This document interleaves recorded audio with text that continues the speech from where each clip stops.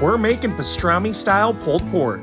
Oh yeah, this stuff is incredible. And today we're gonna show you how to make it for you and your family. Let's get into this. We have half a gallon of water.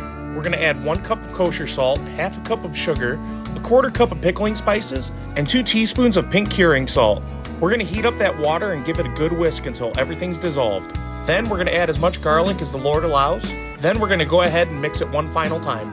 Once that salt and sugar is dissolved, we're gonna add half a gallon of cold water to the mix. We're getting this to room temperature. While that's cooling down, we have a 9-pound pork butt. And of course, before it goes on its maiden voyage, there it is. We're gonna get this out of the cryovac and transfer it to a bucket or a meat bag. I personally prefer the meat bag, and then I stick the whole pork butt into a bucket. Once we have that brine completely cooled, we're gonna add it to that bag. I find it's much easier to use the bag for brining, honestly.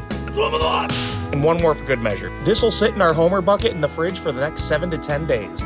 It's been about 9 days and we're ready to start smoking this. We're gonna remove this pork butt from the brine, then we're gonna score it for presentation.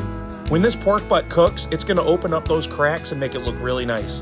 That, and it allows for good smoke penetration. I know it's been sitting in a brine, but we gotta add a binder. We're using some Branch Fieldhouse mustard. For this, a little bit goes a long way. We're gonna throw on a spoonful, rub it in, and rest for 20 minutes. It's time to prep our seasoning. We got sugar, black pepper, smoked paprika, we got some Killer Hogs, the barbecue rub. Then, we're gonna add that Killer Hogs Texas brisket rub. I don't use exact measurements, I just estimate it off a paper plate. We're gonna get that mixed into a bowl, then it's time to season our pork butt. We're gonna season this generously. Trust me, this is a large hunk of meat. It can handle the amount of seasoning we're putting on this. Once we have that pork butt completely seasoned, we're gonna pat that seasoning in and let it rest for 15 minutes. While that's resting, we're gonna be smoking on the Char Griller Gravity 980. We got Big Blue rocking and rolling. We're smoking this at 225 degrees until we hit an internal temperature of 203. After 22 hours, this pastrami pulled pork is looking incredible. We let it rest for about an hour after pulling it out, and now it's time for the moment of truth.